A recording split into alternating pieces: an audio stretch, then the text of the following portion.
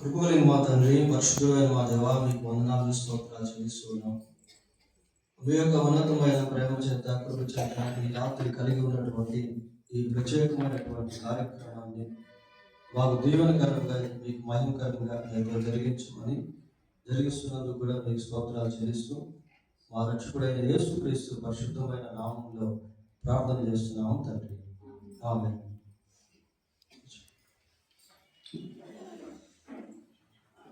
దేవుని మహాకృప చేత ఈ రాత్రి మనం ప్రత్యేకమైనటువంటి కార్యక్రమాన్ని కలిగి ఉన్నాం. ఈ కార్యక్రమాన్ని కలిగి ఉన్నటువంటి ఆలోచన దేవుడే మనకు ఇచ్చినందుకే దేవునికి స్తోత్రాలు చెల్లిస్తున్నాం. సహజంగా క్రిస్మస్ అనగానే మనకు గుర్తొచ్చేది డిసెంబర్ 25. అయితే మన సంఘంలో దేవుని దయ వలన డిసెంబర్ 1 నుండి దాదాపు జనవరి 20 వరకు కూడా అనేక క్రిస్మస్ సంబంధించినటువంటి కార్యక్రమాలను మనం కలిగి ఉన్నాం. ఇంచుమించు ఒక 40 రోజులు ఈ కార్యక్రమాలను మనం కలిగి దేవుని వాక్యాన్ని మనం అనేక కోణాల్లో అనేక విధాలుగా జ్ఞాపకం చేసుకుంటాం. ఇలాంటి దేవుని వాక్యాన్ని ఈ క్రిస్మస్ దినాల్లో దేవుడు మనకు ఇచ్చినటువంటి వర్తమానాల్లో కొన్ని మాత్రం జ్ఞాపకం చేసుకుంటా ఉన్నాం. The overview of Christmas messages, Christmas సందేశాల్లో కొన్ని అవుట్లైన్స్గా ఈ రాత్రి మనం ధ్యానం చేయబోతున్నాం. ఎందుకు మనం ఈ కార్యక్రమాన్ని కలిగి ఉన్నాము అంటే, ఎందుకు ఈ సందేశాలు ఆల్రెడీ మనం విన్నాము, యూట్యూబ్లో కూడా ఆల్రెడీ పెట్టాము, మళ్ళీ ఎందుకు రివ్యూ అంటే, it is not for a time killing, it is not for a time pass, it is not for a entertainment, but for application for our lifes. ఎందుకు ఇది అంటే, ఇదేదో కాలక్షేపానికో లేకపోతే ఒక వినోద కార్యక్రమంలో కాకుండా మన జీవితానికి అన్వయించుకునేదానికి ఒక పనోరామా అన్నమాట. పనోరామా అంటే మొత్తం కలిపి ఒకే పిక్చర్లో మనం చూడటం, దాన్ని పనోరామా అంటారు. ఆ విధంగా ఈ మెసేజెస్ అన్నీ కూడా, అంటే ఆల్మోస్ట్ మనం అన్ని మెసేజెస్ ధ్యానం చేయాలి, కానీ కొన్ని మెసేజెస్ ఒక రకంగా కలిపి మళ్ళీ జ్ఞాపకం చేసుకోబోతున్నాం. మరి ఎక్కడెక్కడ మన జీవితానికి ఏ వాక్యాన్ని లేక ఏ తలపును అన్వయించుకోవాలో దాన్ని అన్వయించుకోవాలి అనే ఉద్దేశంతోనే ఈ కార్యక్రమాన్ని మనము కలిగి ఉన్నాం. So God is going to speak to everyone of us. మనందరితో కూడా దేవుడు తన వాక్యం ద్వారా మాట్లాడబోతున్న జాగ్రత్తగా ఈ సందేశాన్ని విందాం. మరి క్రిస్మస్ దినాల్లో ఎంతో మంది బయోగ్రఫీస్, జీవితాలను గురించి జ్ఞాపకం చేస్తున్నాం. వారిలో ఒకరు క్రీస్తు ప్రభువుకు తల్లిగా ఉన్నటువంటి మరియ గురించి ఆలోచన చేస్తే, మరియ యొక్క సమర్పణ జీవితం అనేటువంటిది మన జీవితానికి ఎంతో గొప్ప మాదిరి. చూడండి, లూకా సువార్త 1వ అధ్యాయం 38వ వచనాన్ని చదువుకుందాం. అందుకు మరియ, నీ మాట చొప్పున నాకు జరుగును గాక. చూడండి, ఆ కమిట్మెంట్ లేక సాక్రిఫైస్ అనేటువంటిది చాలా దేవుని మాట ప్రకారం తన జీవితంలో జరగాలి అని సంపూర్తిగా మరియ కోరుకుంది. ఆ కోరికలో లేక సమర్పణలో తాను ఎన్నో నిందలు భరించాల్సి వస్తుంది. కుటుంబం కూడా ఒక రకంగా విచ్ఛిన్నమైనటువంటి పరిస్థితి. ఒకవేళ యూదులకి ఈ విషయం తెలిస్తే, ఏది వివాహం కాకముందుకు ఈమె గర్భిణిగా ఉంది అన్న సంగతి తెలిస్తే, వాళ్ళు కూడా రాళ్ళతో కొట్టి చంపేటువంటి అవకాశం. అటువంటి దినాల్లో, అటువంటి సమయాల్లో మరియ సంపూర్తిగా దేవునికి సమర్పించుకోవడం అనేటువంటిది గొప్ప విశేషం. సామెతల గ్రంథం 3వ అధ్యాయం 6వ వచనం ఒకసారి చూడండి. 3వ అధ్యాయం, నీ ప్రవర్తన అంతటి యందు ఆయన అధికారమునకు ఒప్పుకొనుము, అప్పుడు ఆయన నీ త్రోవలను సరళము చేయును. నీ ప్రవర్తన అంతటి యందు ఆయన అధికారానికి ఒప్పుకోవడం, ఆయన అధికారానికి ఒప్పుకోవడం ఇది చాలా కష్టం ప్రియులారా. ఎందుకు అంటే మన జీవితంలో సెల్ఫ్ అనేటువంటిది పనిచేస్తూ ఉంటుంది. నేను చెప్పినట్టే జరగాలి, నా ఇష్టానుసారంగా నేను జీవించాలి, లేక కొన్నిసార్లు ఇతరుల యొక్క ఇష్టం పనిచేస్తూ ఉంటుంది, కొన్నిసార్లు సైతాను యొక్క ఇష్టం పనిచేస్తూ ఉంటుంది. అవన్నీ మనం ఇష్టపడేటువంటి వారంగా ఉంటాం. అయితే ఇక్కడ ఏమని చూస్తున్నామంటే నీ ప్రవర్తన అంతటి యందు ఆయన అధికారములకు అప్పుడు నీ త్రోవలను ఆయన సరళము చేయు. కనుక మన ప్రవర్తన అంతటిలో కూడా దేవుని అధికారానికి ఒప్పుకున్నట్లయితే అది మామూలు జీవితం కాదు పిల్లలు. యేసుక్రీస్తు ప్రభువులో దాన్ని మనం చూడగలుగుతాం. అలాగే ఇక్కడ మరియ చెప్పినటువంటి మాటల్లో అలాంటివి మనకు కనిపిస్తాయి. మన ప్రవర్తన అంతటి యందు దేవుని అధికారానికి ఒప్పుకోవాలి. ఆ రీతిగా మనం ప్రార్థన చేసుకోవాలి. తర్వాత మరి ఆరాధన అని మనం విన్నాం. మరి దేవుణ్ణి ఎంతగానో ఆరాధించింది. లూకా సువార్త 1:46 చూసినప్పుడు నా ప్రాణము ప్రభువును కనపరచు. ప్రాణం కంటే విలువైనది లోకంలో శ్రేష్టమైనది ఏది లేదు. యేసు ప్రభు మాట్లాడుతూ ఒక మాట అన్నాడు. ఏమన్నాడంటే ఒక మనుషుడు లోకమంతా సంపాదించుకొని తన ప్రాణమును పోగొట్టుకుంటే, అంటే లోకమంతా ఒక త్రాసులో ఒక భాగంలో పెట్టి ప్రాణాన్ని ఒకవైపు పెడితే ప్రాణమే విలువగా ఉంటుంది. అటువంటి ప్రాణంతో దేవుడిని గణపరచడం అంటే హృదయాంతరంగంతో దేవుడిని గణపరచడం. నీ పూర్ణ ఆత్మతో, నీ పూర్ణ హృదయంతో, నీ పూర్ణ మనసుతో, నీ పూర్ణ బలంతో, పూర్ణ వివేకముతో నీ దేవుడైన యెహోవాను loving God with whole heart, with whole mind, with whole heart. మరియ తన ప్రాణంతో దేవుణ్ణి కనపరుస్తాను. దావీదు కీర్తన 103లో మనం 103వ కీర్తనలో మాట మనం చూసిన ఏంటంటే నా ప్రాణమా యెహోవాను సందర్శించు, నా అంతరంగమున్న సమస్తమా ఆయన పరిశుద్ధత, నా అంతరంగమున్న సమస్తమా. So we must worship God with heart and hearts. హృదయాంతరంగంతో దేవుడిని మహిమపరచడం. తరువాత మరియ ప్రార్థన చేసిన సందర్భం మనకి బైబిల్లో కనిపిస్తుంది. అపోస్తుల కార్యం 1:14 చదవక్కర్లేదు, కానీ అక్కడ కొద్దిమంది అపోస్తుల పేర్లు మనం చూస్తాం. వారందరి మధ్య మరియ కూడా ప్రార్థన చేస్తాం. So she has a prayer fellowship. ప్రార్థన సహవాసాన్ని మరియ కలిగి ఉంది ప్రియ. ఈ రోజుల్లో ప్రార్థన అంటే చాలా మంది రాదు. ఉమెన్స్ ఫెలోషిప్, స్త్రీల పరిచయకి అందరూ రాదు. ప్రార్థన కూడికలకి చాలా తక్కువ వస్తారు జనాలు. కానీ మరియ ప్రార్థన సహవాసంలో ఉన్నట్టుగా మనం చూస్తూ ఉన్నాం. ఆమె ఎంతో గొప్ప స్త్రీగా పిలువబడింది. But she has a prayer life. మరియ ప్రార్థనా జీవితాన్ని కలిగి ఉంది. ఇవన్నీ మనకి ఎంతో మాదిరికరమైనటువంటి విషయాలు. తర్వాత మరి యెషయా గ్రంథం 9:6 యేసు ప్రభుకి 5 రకాల పేరు అనేటువంటిది మనకు కనబడుతుంది. ఆ పేర్లలో ఒకటి ఆశ్చర్యకరుడు. మరి యేసు ప్రభు యొక్క కార్యాలు మానవ మనస్సుకు అందనటువంటి ప్రియ, మానవ మేధస్సుకు అందనటువంటి ప్రభు యొక్క కార్యాలు ప్రకృతికి అతీతమైనటువంటి, శాస్త్రానికి అర్థం కానటువంటి దేవుని యొక్క ఆశ్చర్య కార్యాలు. సృష్టిలో ప్రభు యొక్క ఆశ్చర్య కార్యాల గురించి మనం ఆలోచిస్తే మన సృష్టి ఒక గొప్ప ఆశ్చర్యం.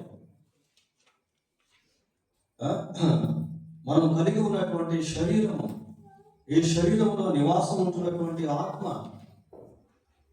ఈ శరీరంలో ఉన్నటువంటి ఆర్గాన్స్, అవయవాలు, ఆ అవయవాలకు ఉన్నటువంటి విధులు, అవి పనిచేసేటువంటి విధానాలు చాలా గొప్పది పిల్లలు. చాలాసార్లు మన శరీరంలో ఉన్నటువంటి దైవిక ఆశ్చర్యాల గురించి మనం వాటి గురించి ఆలోచన చేయాలి. If you think about our eye, our ear, our mouth, our tongue, our skin, మన చర్మం గురించి, కన్ను గురించి, నోటి గురించి, నాలుకల గురించి, చెవుల గురించి ఆలోచిస్తే అది మనకు బోధిస్తుంది. 139వ కీర్తన 13-14 వచనాలు చూడండి. 139వ కీర్తన 13-14 వచనాలు. నా అంతరింద్రియములను నీవే కలుగ చేసితివి, నా తల్లి గర్భమందు నన్ను నిర్మించిన వాడము నీవే. నీవు నన్ను కలుగు చేసిన విధానమును చూడగా భయమును ఆశ్చర్యమును నాకు పుట్టుచున్నది. భయమును ఆశ్చర్యమును నాకు పుట్టుచున్నది. నువ్వు నన్ను కలుగు చేసిన విధానాన్ని చూస్తా ఉంటే, ఒకసారి మన గురించి మనం ఆలోచన చేసినట్లయితే, we are wonderful God's creation, we are the masterpieces. మనము అద్భుతమైనటువంటి దేవుని యొక్క సృష్టి ప్రియుల.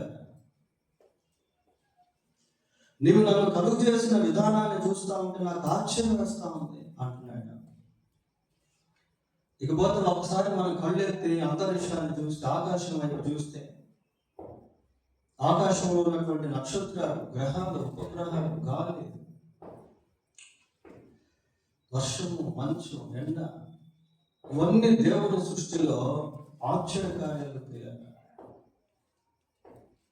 మనం నివాసం ఉన్నటువంటి భూమి శూన్యంలో వేలాడుతూ రొటేట్ అవుతా ఉంది. తన చుట్టూ తాను తిరుగుతూ, సూర్యుని చుట్టూ కూడా తిరుగుతా, కక్షలు, అది కూడా ఆర్బిట్. ఇవన్నీ టైం ప్రకారం అవి రొటేట్ అవ్వడం, తిరగడం, కొంచెం ఎక్కువ వెళ్ళినా, కొంచెం తక్కువ వెళ్ళినా, కొంచెం తక్కువ స్పీడ్ తిరిగినా, కొంచెం ఎక్కువ స్పీడ్ తిరిగినా మొత్తం ఏమైపోతుంది అంటే డెమాలిషన్. ఎన్ని దేవుని యొక్క ఆశ్చర్య కార్యాలు. ఇకపోతే యేసు ప్రభు యొక్క జన్మ, ఆయన కన్యక గర్భమందు జన్మించాడు. అటువంటి జన్మ ఇప్పుడు 800 కోట్లకు పైగా జనాభా ఉన్నారు. ఇంకా చాలా మంది కోట్ల సంఖ్యలో చనిపోయారు, ఇంకా పుట్టబోతున్నారు. ఎవరికి కూడా అటువంటి జన్మ అనేటువంటిది లేదు. That is amazing thing. అది ఎంతో ఆశ్చర్యం. యేసు ప్రభు యొక్క జీవితం, ఆయన జీవించినట్టు ప్రపంచ చరిత్రలో, మానవ చరిత్రలో ఇంతవరకు ఎవరు కూడా జీవించారు.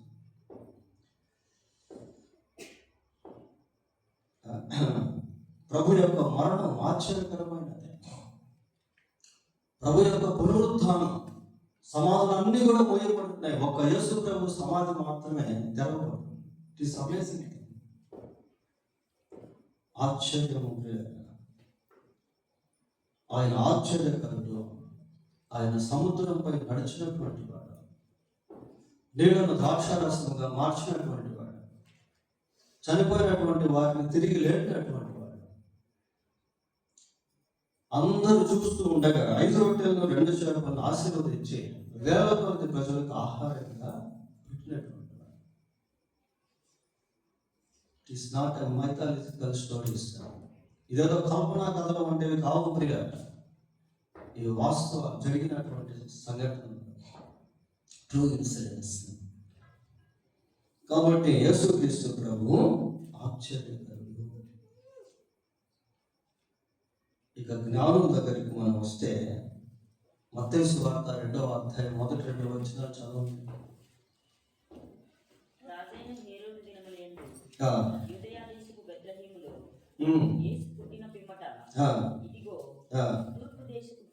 తూర్పు దేశపు జ్ఞానులు, ఇక్కడ తూర్పు దేశపు జ్ఞానులు యేసు ప్రభు జన్మించిన పిమ్మట సుదూర ప్రాంతాల నుండి ఆయన వెతుక్కుంటూ యెరూషలేముకు చేరుకున్నారు. ఆయనను వెతికేటువంటి వారికి ఆయన దొరికేటువంటి దేవుడు. యేసుక్రీస్తు ప్రభు అందరికీ అందుబాటులో ఉండేటువంటి వాడు. ఎవరు ఆయన గురించి ఆలోచన చేసిన, ఎవరు ఆయనకు ప్రార్థన చేసిన వారికి ఆయన తను తాను బయలుపరుచుకుంటాడు. ఈ జ్ఞానులు క్రీస్తు ప్రభువును వెతుక్కుంటూ బహుదూర ప్రయాణము చేశారు. చివరికి యేసుక్రీస్తు ప్రభువుని కనుగొన్నారు. ఆ కనుగొన్నటువంటి సమయంలో ఆ మత్తయి సువార్త 2:10 మనం చూసి ఏం చేస్తామంటే, వారు ఆ నక్షత్రమును చూసి అత్యానంద భరితులై.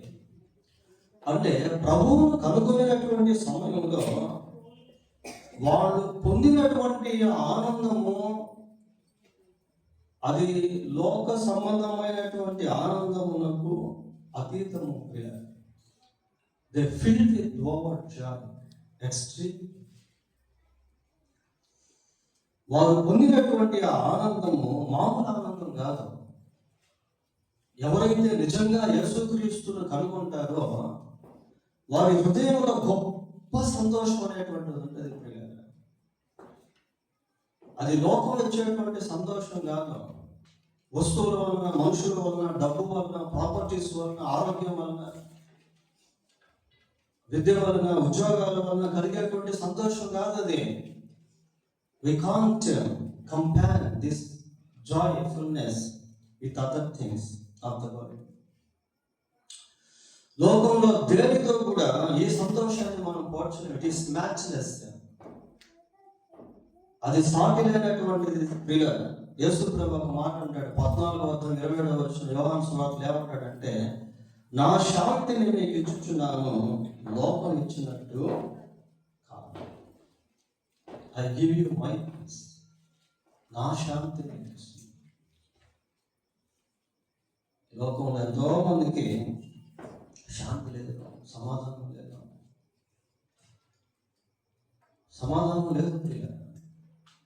అయితే దేవుడు ఇచ్చేటువంటి ఆ శాంతి, సమాధానం చాలా ఉన్నాయి. సర్వోన్నతమైన స్థలంలో దేవునికి మహిమయు, ఆయనకి ఇష్టమైన మనుషులకు భూమి మీద సమాధానం.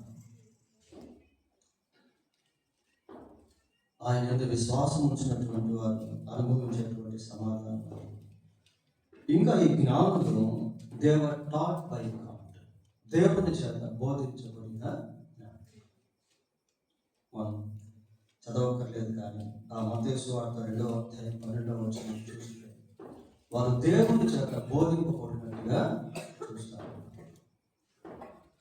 వీళ్ళ మన జీవితంలో కూడా ఎన్నో సందేశాలు దేవుడు మనకి ఇస్తాడు.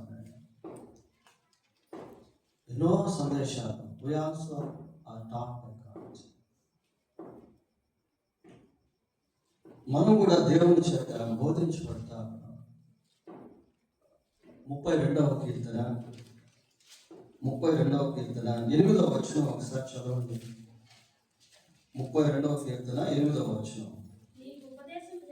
నీకు ఉపదేశము చేసేదను, నీవు నడవవలసిన మార్గమును నీకు బోధించదను, నీ మీద దృష్టి ఉంచి నీకు ఆలోచన. ఎంత మంచి మాట! నీవు నడవవలసిన మార్గమును నీకు బోధిస్తాను. I will teach the way that you should walk. నీవు నడవవలసినటువంటి మార్గాన్ని నేను నీకు బోధిస్తాను అంటున్నాడు. అంతకంటే ఇంకేం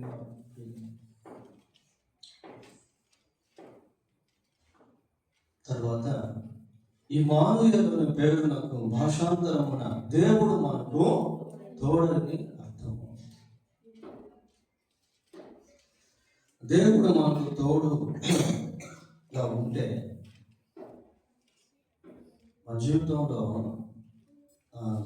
గొప్ప ధైర్యం కలిగి ఉన్నాం. దావీదు అంటున్నాడు, గాఢాంధకారపు లోయలో నేను సంచరించినను ఏ అపాయం నాకు భయపడను, నీవు నాకు. దేవుని తోడుని గురించి బైబిల్లో ఎన్నో విషయాలు మనం చూస్తాం. ఆదికాండం 21వ అధ్యాయము 20వ వచనం చదువుకుందాం. ఆదికాండం 21:20. ఆ చిన్నవానికి తోడై ఉండేను. ఎవరు ఆ వ్యక్తి? ఇష్మాయేలు. దేవుడు ఆ చిన్నవానికి తోడై ఉండేను. చిన్న పిల్లలకు కూడా దేవుడు తోడుగా ఉంటాడు. ఇష్మాయేలు దేవుని సన్నిధిలో ప్రార్థన చేశాడు. సమూయేలు దేవుని సన్నిధిలో ప్రార్థన చేశాడు. దావీదు దేవుని సన్నిధిలో ప్రార్థన చేశాడు. ప్రార్థన చేసేటువంటి పిల్లలకి దేవుని కాపుదల ఉంటుంది. ప్రార్థన చేసేటువంటి పిల్లలతో దేవుడు ఉంటాడు. పిల్లలు ప్రార్థన చేస్తే దేవుడు ఖచ్చితంగా ఉంటాడు. 100% షూర్.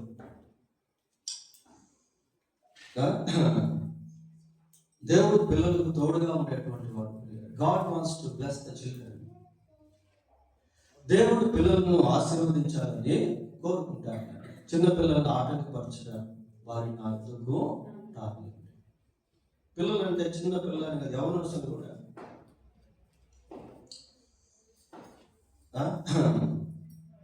ఇష్మాయేలు ఈ సమయంలో ఆల్మోస్ట్ 17 years వరల్డ్, 15 సంవత్సరాలు. దేవుడు తోడుగా యవనస్తులు ప్రార్థన చేసుకుంటే వారు దేవుని యొక్క సన్నిధిని అనుభవిస్తారు. పిల్లలు, పెద్దలు.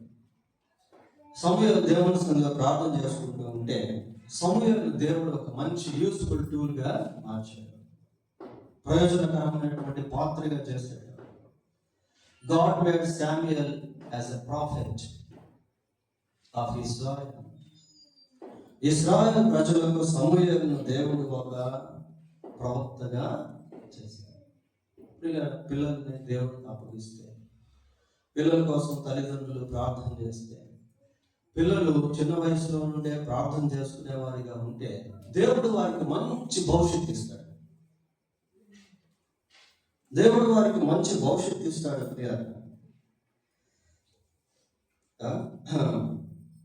ఆదికాండం 35వ అధ్యాయం 3వ వచనం చూడండి.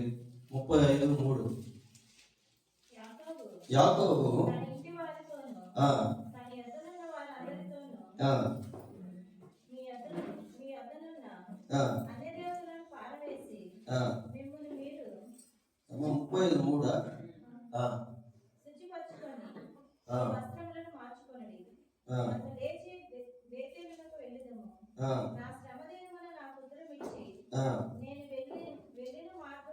నేను వెళ్ళిన మార్గమున నాకు తోడై ఉండిన దేవునికి బలిపీఠమును అక్కడ కడతాను, బలిపీఠం కడతాను అంటున్నాడు. నా శ్రమలో నాకు తోడైనటువంటి దేవుడు, నేను వెళ్ళినటువంటి మార్గంలో నాకు తోడైనటువంటి దేవునికి బలిపీఠం కడతాను. యాకోబు. మన యాకోబు జీవితాన్ని గమనిస్తే, యాకోబు తన కుటుంబాన్ని విడిచి పద్దనరాము వెళ్తున్న సమయంలో దేవుడు యాకోబుతో మాట్లాడాడు. అక్కడ ఒక రాతిని పాతి నూనె పోసాడు. తర్వాత తిరిగి వచ్చేటువంటి సమయంలో కూడా యాకోబుతో దేవుడు ఉన్నాడు. ఆ పెనుయేలు ప్రార్థన అనుభవాన్ని మనం చూస్తాం. హెబో ప్రేమ. ఈ బలిపీఠం కట్టేటువంటి అనుభవం అనేది మనందరికీ ఉండాలి. ఎక్కడికి వెళ్ళినా అక్కడ ప్రార్థన చేసుకోవడం. ఈ రోజుల్లో ప్రార్థన అనేటువంటి తగ్గిపోయింది. పిల్లలు ఎక్కడికి వెళ్తే అక్కడ ఫోన్, ఎక్కడికి వెళ్తే అక్కడ ఫోన్ చూసుకోవడం, ఎక్కడికి వెళ్తే అక్కడ వాట్సాప్, యూట్యూబ్లో ప్రార్థన ఉండటం లేదు సరిగా. మార్గంలో ప్రార్థన, పనిచేసేటువంటి స్థలాల్లో ప్రార్థన, ఖాళీ టైం దొరికితే ప్రార్థన. Setting some prayer points for special prayers. ప్రత్యేక ప్రార్థన కొరకై కొన్ని ప్రార్థన అంశాలను ఏర్పాటు చేసుకోవడం, స్టడీస్ కోసం, భవిష్యత్తు కోసం, భాగస్వాముల కోసం, కుటుంబ సమస్యల కోసం, కుటుంబీకుల కోసం, వ్యక్తిగత జీవితం కోసం, ఎదురవుతున్నటువంటి పోరాటాల కోసం, సవాళ్ళ కోసం, బలహీనతల కోసం బలిపీఠాలు కట్టాలి. ప్రియులారా, బలిపీఠం లేకపోతే దేవుడితో నీకు సహవాసం అనేది ఉండదు. బలిపీఠం కట్టే అనుభవం మనకు లేకపోతే we can't have a fellowship with God. దేవుడితో సహవాసం మనం చేయలేము. యాకోబు తన జీవితంలో ఎంతో ప్రార్థన చేసేవాడు. యాకోబుకు దేవుడు ఎప్పుడు తోడుండేవాడు. యెషయా గ్రంథం 41వ అధ్యాయం 10వ వచనంలో ప్రభువు అంటాడు, భయపడకుము, నేను నీకు తోడై. మరి ఈ సంవత్సరంలో ఎన్నో భయాలు, ఎన్నో కలవరాలు, ఎన్నో ఆందోళనలు మనం వెంటాడుతూ ఉండొచ్చు పిల్లలు, రకరకాల భయాలు. కానీ దేవుడు నన్ను భయపడకము, నేను నీకు తోడై.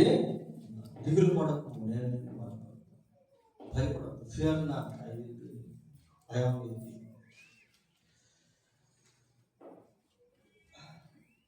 తర్వాత సాధారణ స్త్రీలో కనిపించేటువంటి గొర్రెల కాపరులు ప్రేరణ వారిని దేవుడు దర్శించాడు. ఈ భాగం మనకు లూకా సువార్త 2వ అధ్యాయంలో కనబడుతుంది. లూకా సువార్త 2వ అధ్యాయం 15వ వచనం ఒకసారి చూడండి. ఆ దూతలు తమ యొద్ద నుండి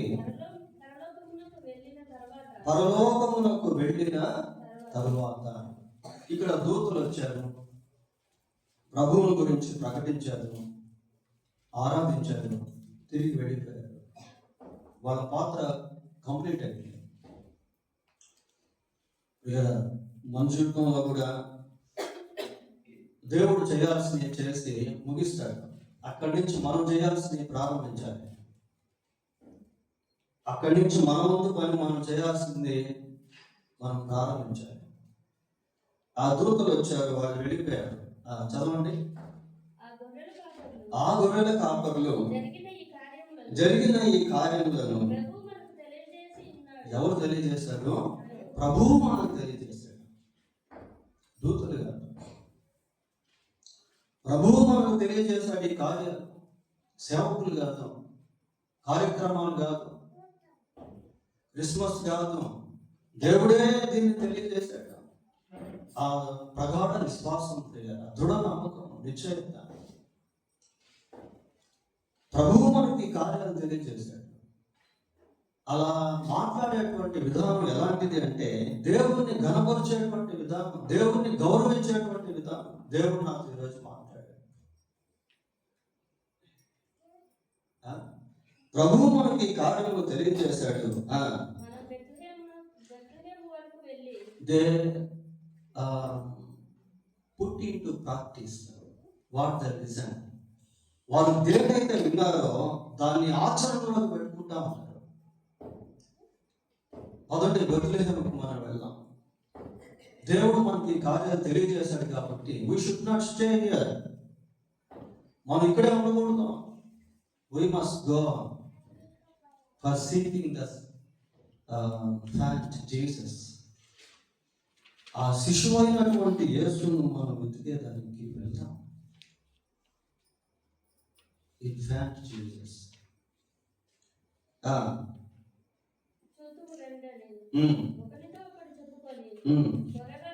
త్వరగా వెళ్ళి they didn't postpone to go.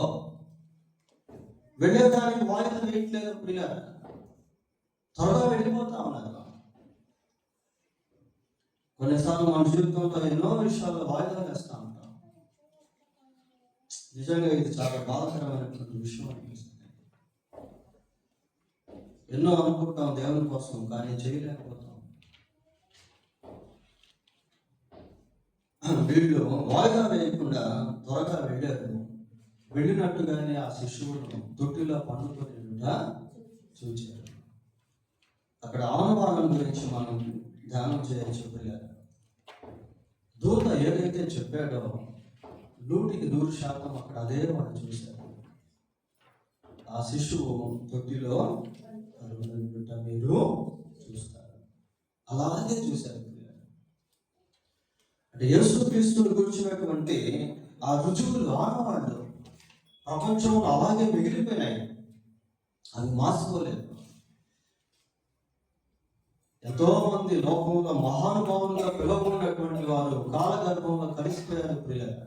కానీ యేసు ప్రభు యొక్క జీవితం అనేది ఇప్పటికీ అలాగే సజీవంగానే, ఆయన పుట్టిన స్థలాలు, ఆయన పెరిగిన స్థలం, ఆయన తిరిగినటువంటి స్థలాలు, ఆయన చేసినటువంటి ఆశ్చర్యాలు, ఆయన శిలువ మరణము, ఆ తెరవబడినటువంటి సమాధి, ప్రభువు పుట్టినప్పుడు విభజింపబడిన చరిత్ర, ఎవ్రీథింగ్ ఆఫ్ యేసు ప్రభువుకు సంబంధించిన సమస్త రుజువులు, ఎవిడెన్సెస్ ఇక్కడ అలాగే. కాబట్టి ప్రతి ఒక్కరు యేసు ప్రభువు నమ్మవచ్చు ప్రియులారా. బైబిల్ ఒక మాట ఉంటుంది, ఏమంటుందంటే పాపులను రక్షించుట క్రీస్తు యేసు లోకమునకు వచ్చినను వాక్యము నమ్మదగినదియు పూర్ణాంగీకారమునకు యోగ్యమున్నదయ్యో ఉన్నది. నమ్మదగినది, పూర్ణ అంగీకారం అంటే సంపూర్తిగా నీవు అంగీకరించవచ్చు. తెలిసిన ఇది నువ్వు సంపూర్తిగా అంగీకరించవచ్చు ఆ వాక్యాన్ని. తర్వాత వాడు ఏం చేశారంటే 17వ వచనంలో గొర్రెల కాపరులు ఏం చేస్తున్నారు, వారు చూచి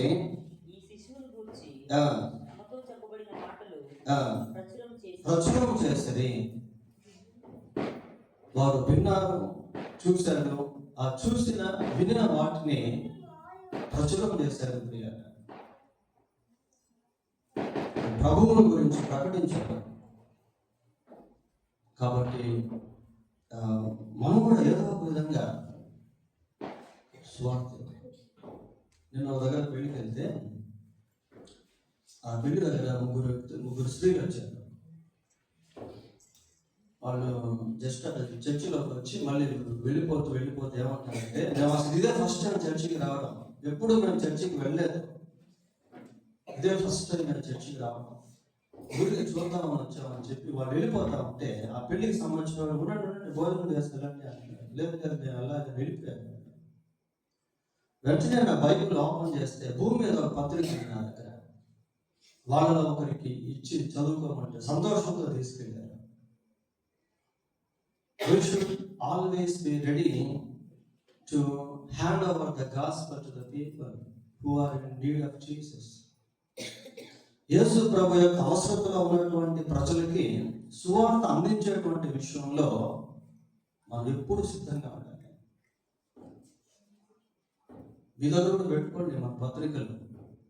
అది ఎంతో ప్రార్థనతో ఉపవాసం ఉండి దేవుని సన్నిధిలో కనిపెట్టి రాసినటువంటి పత్రికలు అది.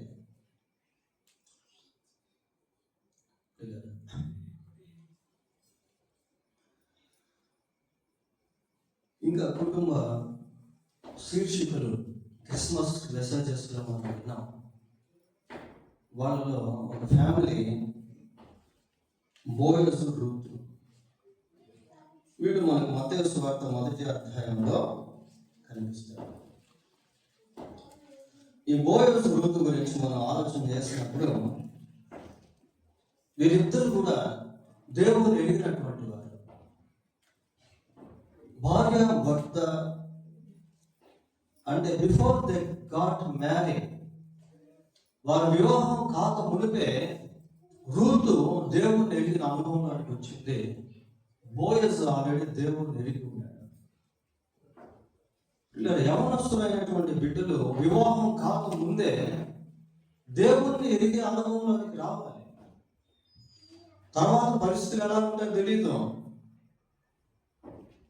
వివాహం అనేది ఒక టర్నింగ్ పాయింట్ పిల్లరా. టర్నింగ్ పాయింట్ లో పరిస్థితులు ఎలా ఉంటాయో మనకు తెలియదు. కాబట్టి వివాహం కాకమునిపే పిల్లలు ఖచ్చితంగా దేవుణ్ణి అంగీకరించాలి. నీ దేవుడే నా దేవుడు.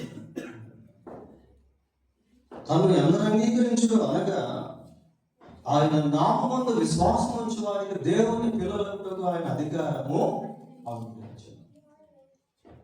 సో బిఫోర్ గెటింగ్ మ్యారీడ్, వివాహం చేసుకోక ముందే నీవు దేవుని ఎరిగిన అనుభవానికి రావాలి. వచ్చిన తర్వాత దేవుని ఎరిగినటువంటి వ్యక్తిని వివాహము చేసుకోవాలి. ఈ రెండు జరిగితే ఆ కుటుంబ వ్యవస్థ ఎలా ఉంటుందంటే ఖచ్చితంగా పరలోకం లాగా. ఈ బోయజు రూతు వివాహానికి ముందే దేవుణ్ణి ఎరిగారు, దేవుని చిత్తానుసారంగా వివాహము చేసుకున్నారు. తర్వాత బోయజ్లో మోరల్ ఎథిక్స్ అనేటువంటి మనకు కనబడతాయి. నైతిక సంబంధమైనటువంటి Boaz he has the blessed tongue. ఆశీర్వాదకరమైన వచనాలు పలికే వ్యక్తిగా బోయజ్ను మనము చూస్తాం. ఇవన్నీ నేను ఆల్రెడీ మీకు చెప్పాను. రూతు గ్రంథం 2వ అధ్యాయం 4వ వచనం 12వ వచనంలో బోయజ్ యొక్క మాటల్లో దేవుని యొక్క పేరు అనేది కనిపిస్తుంది. అంతేకాకుండా బోయజ్ దేవుని ఎరిగినటువంటి వాడిగా మనం చూస్తాం. బోయజ్ దేవుని యొక్క ఉపకార బుద్ధి కలిగినటువంటి వాడిగా ఆ 2వ అధ్యాయం 20వ వచనంలో రూతు గ్రంథం 2:20లో మనకు కనబడుతుంది. బోయజ్ ఉపకార బుద్ధి కలిగినటువంటి యెహోవా అందరికీ ఉపకారి, హెల్పింగ్ నేచర్. తర్వాత రూతుని గురించి ఆలోచిస్తే క్యారెక్టర్లో రూతు మరి సత్ప్రవర్తన ఎందు అభివృద్ధి చెందిన స్త్రీగా చూస్తాం. ప్రియ సత్ప్రవర్తన ఎందు అది రూతు గ్రంథం 3వ అధ్యాయం 10వ వచనంలో. తర్వాత వారిద్దరికి వివాహమైనటువంటి స్థితి 4:10లో మనం చూస్తాం. వారు ప్రజల ద్వారా ఆశీర్వదింపబడిన స్థితి 4:11-12 రూతు గ్రంథంలో. They were blessed by people. ఆ బ్లెస్ చేసినటువంటి ప్రజలు ఎవరు అంటే దేవుని ఎరిగినటువంటి వారు. అందుకే వారి నోట దేవుని మాట రావడం మనం చూస్తాం. దేవుని బిడ్డల నోట ఆశీర్వాదం ఉంటుంది, శాపాలు ఉండవు, ఉండకూడదు. ఆశీర్వాదపు మాటలు ఉంటాయి. పిల్లగా వాళ్ళు ఆశీర్వదిస్తే దేవుడు వారిని ఆశీర్వదిస్తాడు. నిన్ను ఆశీర్వదించు వారిని నేను ఆశీర్వదిస్తాను. నువ్వు ఆశీర్వాదకరంగా ఉండవు. మీ నోట శాపం, మీ నోట ఆశీర్వచనమే.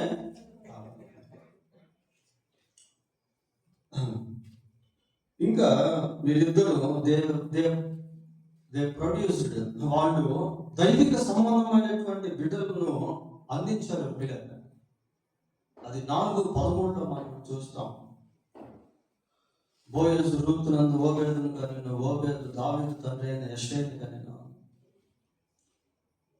దావీదు వంశంలో నుంచి యేసుక్రీస్తు ప్రభువు జన్మించాడు.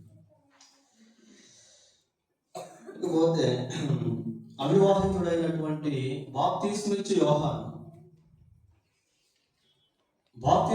యోహాను జీవితం లోకానికి ఒక సవాలు. ప్రియారు స్త్రీలు కలిగినటువంటి వారిలో బాప్తిస్మిచ్చి యోహాను కంటే గొప్పవాడు పుట్టలేదని యేసు ప్రభు స్టేట్మెంట్ ఇవ్వడం మనము చూస్తాం. బాప్తిస్మిచ్చి యోహాను పుట్టుకతోనే పరిశుద్ధాత్మతో నింపబడినటువంటి వ్యక్తి. లూకా సువార్త 11వ అధ్యాయం 13వ వచనంలో ఒక మాట ఉంటుంది. ప్రియ పరలోకమందున మీ తండ్రి తన్ను అడుగు వారికి పరిశుద్ధాత్మ ఎంతో నిశ్చయముగా. కాబట్టి మనం పరిశుద్ధాత్మ కోసం ప్రార్థన చేసుకోవాలి. పరిశుద్ధాత్మ నడిపింపు కోసం ప్రార్థన చేసుకోవాలి. పరిశుద్ధాత్మ స్వరం ఎలా ఉంటుందో గ్రహించేదానికి ప్రార్థన చేసుకోవాలి. ఈ ప్రార్థన అంశం మన జీవితంలో, ప్రార్థన అంశాలలో ఒక అంశముగా ఉండాలి. పరిశుద్ధాత్మ గురించి ప్రార్థన చేసుకోవాలి. మీరు బైబిల్లో పరిశుద్ధాత్మ గురించి వచనాలు వెతికి అవన్నీ సమకూర్చి రాసుకొని ప్రార్థన చేసుకోండి. అది మీకు ఎంతో మేలు, మనకెంతో మేలు. ఇంకా యోహానులో we can see the character of humbleness in the life of John. యోహానులో దీన మనస్సు అనేటువంటిది మనకు కనిపిస్తుంది. యోహాను ఏమంటాడు అంటే, ఆ యోహాను సువార్త 1:26 ఆయన హెచ్చవలసి ఉన్నది, నేను తగ్గవలసి. ఇది ఎప్పుడు మనం మర్చిపోకూడదు. దేవుడు మనల్ని ఎంత హెచ్చించినా, ఎటువంటి ఉన్నత స్థాయిలో ఉంచినా, మనం ఎప్పుడు ఏమనుకోవాలంటే ఆయన హెచ్చవలసి ఉన్నది, నేను తగ్గవలసి. ఎంత స్థాయికి వెళ్ళిపోయినా పర్వాలేదు ప్రియుల. అలాగనే ఎంత కింద స్థాయిలో ఉన్నా కూడా దేవుణ్ణే హెచ్చించాలి. యోహాను అంటున్నాడు, ఆయన హెచ్చవలసి ఉన్నది, నేను తగ్గవలసి. అంటే we should always glorify God in every part of our life. Even though we are exalted by God more and more. దేవుని ద్వారా అత్యధికంగా మనం హెచ్చింపబడినప్పటికీ ఎప్పుడు మనం దేవుడిని మహిమపరచాలి. ఇంకా యోహాను ఏం చేస్తున్నాడంటే, ఆ 1:29 యోహాను సువార్తలో యేసు ప్రభువుని గురించి మాట్లాడుతూ అంటున్నాడు, ఇదిగో లోక పాపమును మోసుకొని పోవు దేవుని.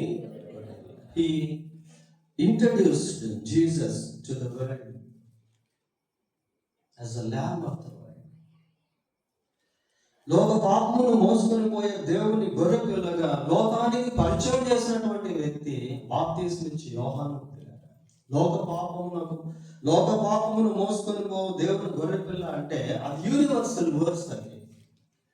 అది ప్రపంచంలో ఉన్న మనుషులందరికీ, అన్ని జాతి మనుషులకు సరిపడ వచనం. అది వాళ్ళ బౌద్ధులైనా, హిందూస్ అయినా, ముస్లిమ్స్ అయినా, జైనులైనా, నాస్తికులైనా, యూదులైనా,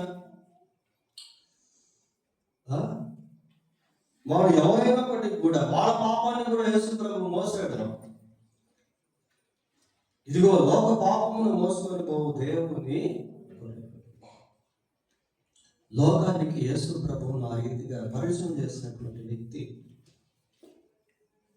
మనం కూడా మన కాలంలో, లేక మన తరంలో, మన హయాంలో యేసు ప్రభువుని ఇతరులకు పరిచయం చేయడం ఏదో ఒక విధంగా. ఇంకా బాప్తిస్మిచ్చి యోహాను ఏం చేశాడు అంటే, నీతిమంతుడిగా, పరిశుద్ధుడిగా జీవించాడు. అది సవాలు. ఇది మనకు మార్క్స్ వార్త 6:15-20 వరకు చూస్తే చదవకర్లేదు. కానీ బాప్తిస్మిచ్చి యోహాను అధికారుల ఎదుట కూడా అలాగే జీవించాడు, సమాజంలో అలాగే జీవించాడు. నీతిమంతుల సింహముగా ధైర్యముగా పరిశుద్ధుడిగా జీవించాడు. పరిశుద్ధుడిగా జీవించడం అనేటువంటిది ఒక గొప్ప సవాలు. త్రాగుబోతుల మధ్య త్రాగుబోతుగా కాక, వ్యభిచారుల మధ్య వ్యభిచారిగా కాక, అపహాసకుల మధ్య అపహాసకుడిగా కాక, లంచగొండుల మధ్య లంచగొండిగా కాక జీవించడం అనేది ఒక సవాలు ప్రియాలి. లోకం, the world has been the full of attractions. లోకం అంతా కూడా ఆకర్షణతో నింపబడి ఉంది. లోకంలో ఉన్నదంతయు శరీరాశ, నేత్రాశ, జీవపు డమ్మం అవి తండ్రి వల్ల పుట్టినవి కావు. లోకమును దాని ఆశయు గతించును, దేవుని చిత్తము నెరవేర్చువాడు నిరంతరమును నిలిచును. Fully attraction, full of attractions. అయితే యోహాను, బాప్తిస్మిచ్చి యోహాను ఎంతో సవాలుకరంగా జీవించాడు. పరిశుద్ధంగా జీవించుట అనేటువంటిది అది ఎంతో సవాలుతో కూడినటువంటిది. ఇంకా బాప్తిస్మం ఇచ్చే యోహాను ప్రభు కొరకు కొద్దిమంది శిష్యులను తయారు చేశాడు. ప్రభువును వెంబడించినటువంటి శిష్యుల్లో కొద్దిమంది బాప్తిస్మం ఇచ్చే యోహాను దగ్గర ఉన్నటువంటి శిష్యులు, కొద్దిమంది శిష్యులను తయారు చేయడం. మనం బైబిల్ ట్రైనింగ్ చేసాం కదా చర్చిలో 2 సార్లు, making others disciples for Christ. ఇతరులను ప్రభు కొరకు శిష్యులుగా చేయటం ఇలా ఇంకా అనేకమైనటువంటి సందేశాలు మనం ధ్యానం చేయవచ్చు క్రిస్మస్ దినాల్లో. పోతే డిసెంబర్ 25 క్రిస్మస్ సందేశం. ఈ క్రిస్మస్ సందేశం చాలా అమోఘమైనటువంటి సందేశం. మానవుడు జన్మించక ముందే మానవుని కొరకు యేసు ప్రభు యొక్క జన్మదినం అనేటువంటిది ఏర్పాటు చేయబడింది.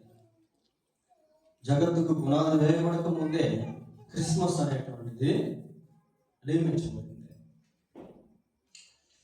క్రిస్మస్ అనగానే మనకు గుర్తొచ్చేది క్రీస్తుని ఆరాధించుట. Why should we worship Christ? క్రీస్తుని మనం ఎందుకు ఆరాధించాలి? 4 విషయాలు జ్ఞాపకం చేసుకున్నాం. మొదటిగా ఆయన సృష్టికర్త అయిన దేవుడు కనుక ఆయన మనము ఆరాధించాలి. కొలస్సీ 1:16. రెండవదిగా ఆయన మనకు మన ప్రొవైడర్, మన అవసరతను తీర్చేటువంటి వాడిగా ఉన్నాడు కనుక ఆయన మనము ఆరాధించాలి. నిత్యుడకు తండ్రి అని మనం చూస్తాం యెషయా 9:6. మూడవదిగా ఆయన మనకు దేవుడిగా ఉన్నందున ఆయన మనం ఆరాధించాలి. రోమ 9:5 ఆయన సర్వాధికారి అయిన దేవుడు అని మనకు 9:3 చూస్తే. నాలుగవదిగా ఆయన మనకు రక్షకుడు కనుక ప్రభువుని మనము ఆరాధించాలి. లూకా 2:11 చూస్తాం. ఏమని చెప్తాం? ప్రజలందరికీ కలగబో మహా సంతోషకరమైన సువర్తమానము నేను మీకు తెలియజేస్తున్నాను. దావీదు పట్టణంలో నేడు రక్షకుడు మీ కొరకు పుట్టినాడు. So he is our saviour. ఆయన రక్షకుడు కనుక ప్రభువును ఆరాధించాలి. పోతే న్యూ ఇయర్ సందేశం, నూతన సంవత్సర ఆరాధనలో ఇవ్వబడినటువంటి సందేశము చాలా సాలిడ్ మెసేజ్. పిల్లలు ఒక రకంగా ఈ సంవత్సరం అంతటికి కూడా సరిపోయేటువంటి సందేశాన్ని మనం నూతన సంవత్సర ఆరాధనలో ధ్యానం చేశాం. ఏంటి చెప్పగలరు? మనం ధ్యానం చేస్తాం అంతేనా? నిజమైన సంతోషం. ఇంకా the roots of true happiness. నిజమైన సంతోషానికి మూలాధారం 7 విషయాలు నేను చెప్పాను. దేవుని కృప చేత సిద్ధపరచబడిన సందేశంలో 7 విషయాలు మనం జ్ఞాపకం చేసుకున్నాం. నిజమైన సంతోషానికి మూలాధారాలు. హ్యాపీ న్యూ ఇయర్ అంటున్నాడు. ఇప్పుడంతా హ్యాపీగా లేదు, వెళ్ళిపోయింది. ఇయర్ అట్లాగే ఉంది, హ్యాపీనెస్ కనబడటం. కానీ ఈ రూట్స్ అనేటువంటి మనకు అర్థమైతే నిజంగా సంతోషాన్ని అనుభవించే వారిగా ఉంటాం. 7 రూట్స్ చెప్పాను ఆ రోజు. మొదటిది ఫ్యామిలీకి సంబంధించింది. True happiness is in family life. కుటుంబ జీవితంలో నిజమైనటువంటి సంతోషం అనేది దేవుడు పెట్టాడు.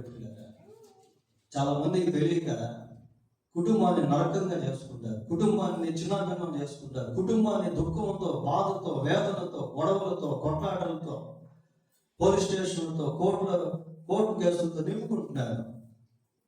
Why? Because they don't know the root. వారికి ఆ వేరు తెలియదు.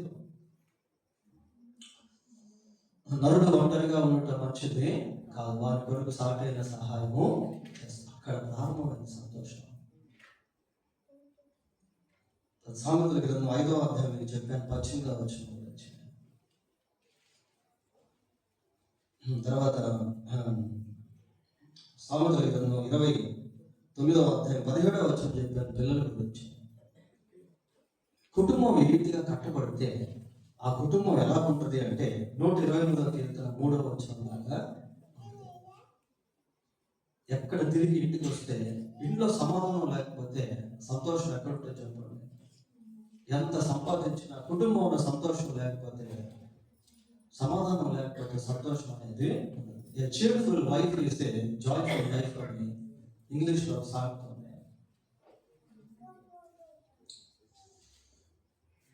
పోతే రెండవ రూట్ ఏంటి అంటే the true happiness is in repentance. మారు మనసు పొందుట్లో నిజమైనటువంటి సంతోషం ఉంటుంది.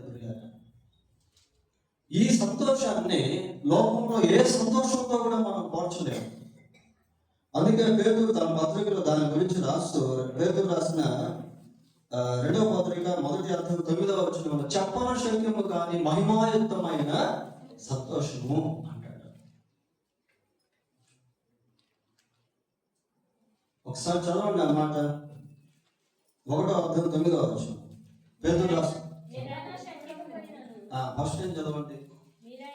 మీరు ఆయనను చూడకపోయినను ఆయనను ప్రేమించుచున్నారు, ఇప్పుడు ఆయనను కన్నులారా చూడకయే విశ్వసించుచు మీ విశ్వాసమునకు ఫలమును అనగా ఏం పొందుతున్నారట? ఆత్మరక్షణను పొందొచ్చు. ఆత్మరక్షణ పొందకపోతే నిజమైన సంతోషం ఇక్కడ ఉండదు, చనిపోయిన తర్వాత అసలు ఉండదు.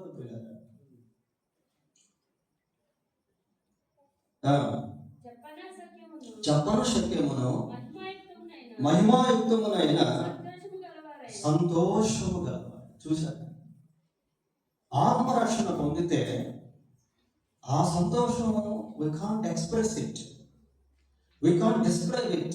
మనం దాన్ని వర్ణించలేము. ప్రియ చెప్పన శక్యము కానీ మహిమాయుక్తమైన సంతోషాన్ని అనుభవిస్తాం. ఫిలిప్పు నపుంసకుడు ఫిలిప్పు ద్వారా బాప్తిజం తీసుకున్నప్పుడు సంతోషంగా అక్కడి నుంచి వెళ్ళిపోయాడు. అది అపోస్తలుల 2వ అధ్యాయం. మనకి ఆ సంతోషం మామూలు సంతోషం కాదు. అది నువ్వు మారు మనసు ఏ రోజైతే పొందుతావో ఆ రోజు నీ హృదయంలో కలిగేటువంటి ఆ సమాధానం, ఆ సంతోషము ఇంతకు ముందు ఇకపై కూడా ఎప్పుడు అనుభవించినటువంటి సంతోషం. అని అంత గొప్ప సంతోషం, చెప్పన శక్యము కానీ మహిమాయుక్తమైన సంతోషం. అది the true happiness, the roots of true happiness. అది క్లియర్. మూడవదిగా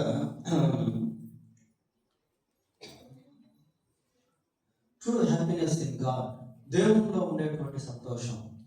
దాని గురించి మనం చెప్పుకున్నాం. 43వ కీర్తన 4వ వచనంలో దేవుని గురించినటువంటి సంతోషాన్ని మనము చూస్తాం. దేవుడు మనకు సంతోషం ఇచ్చేవాడుగా ఉన్నాడు.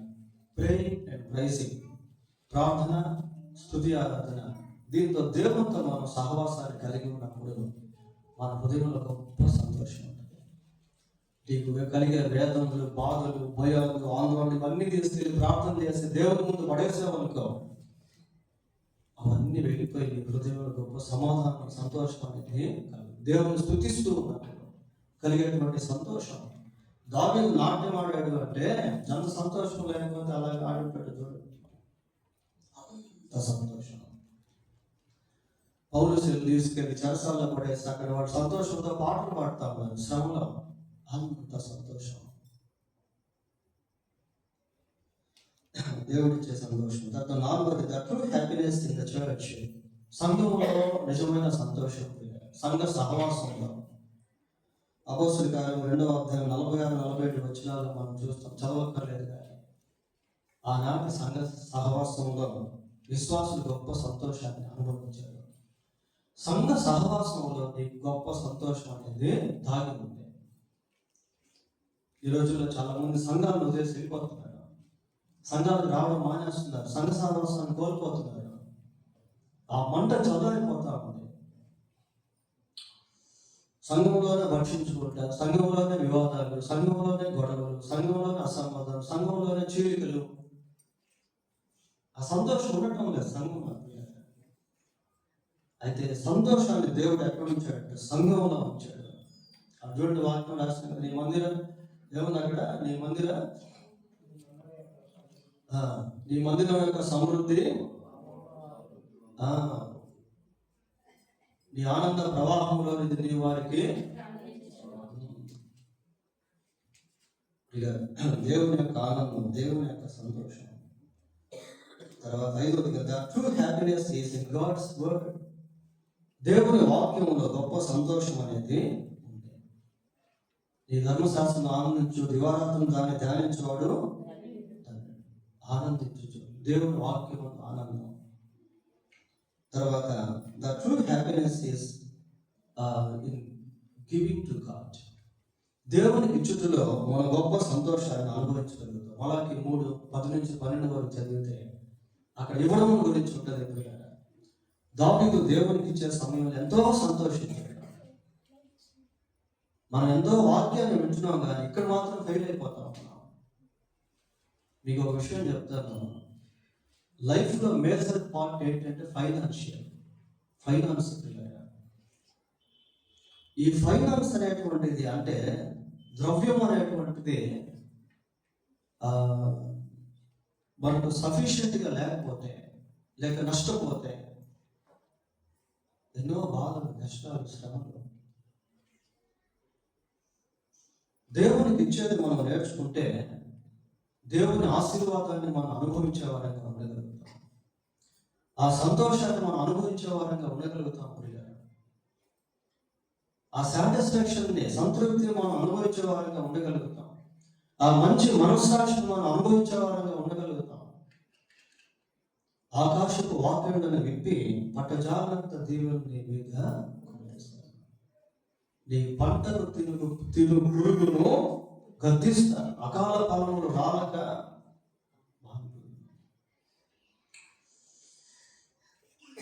ఇచ్చుట్లో, దేవునికి ఇచ్చుట్లో గొప్ప సంతోషం అనేది దాగి ఉంది ప్రియారా. అది ఇచ్చేటువంటి వారికి అర్థం.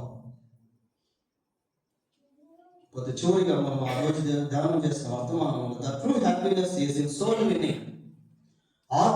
ఆత్మను సంపాదించడంలో గొప్ప సంతోషం అనేది ఉంది. ఈ సంతోషం మామూలు సంతోషం కాదు. నీ ఒక వ్యక్తిని మందిరానికి నడిపించిన, నీ ద్వారా ఒక వ్యక్తికి సువార్త అందిన, నీ ద్వారా ఒక వ్యక్తి రక్షణ పొందితే, we can't measure such kind of happiness. ఆ సంతోషాన్ని మనం కొంత వేయలేం. లూకాసు వార్త 15:11 ఒక పాపి మారు మనసు పొందితే దేవుని దూతల ఎదుట పరలోకంలో సంతోషం అంటే ఆ సంతోషాన్ని మనం కలిగి ఉంటాం ఒక ఆత్మను సంపాదిస్తే. కాబట్టి ఇలాంటి సందేశాలు అనేకమైన మనము ధ్యానం చేస్తాం. దేవుడు తన వాక్యాన్ని దీవించును గాక. చిన్న ప్రార్థన చేసుకుందాం. పరిశుద్ధులైన మా దేవా, మీకు వందనాలు, స్తోత్రాలు చేస్తున్నాం. ఆయన అనేక సందేశాలు మీరు ఈ క్రిస్మస్ దినాల్లో మాకు అందించారు అన్న బట్టి మీకు స్తోత్రాలు. కొన్ని సంక్షిప్తంగా మేము ధ్యానం చేస్తాం. ఈ ధ్యానాంశం మాకు అందరికీ దీవెనకరంగా చేయండి. మా ఎదుట ఉన్న సమయాన్ని ఆశీర్వాదకరంగా చేయమని మా ప్రభువైన యేసుక్రీస్తు నామములో ప్రార్థన చేస్తున్నాము. ఆమేన్.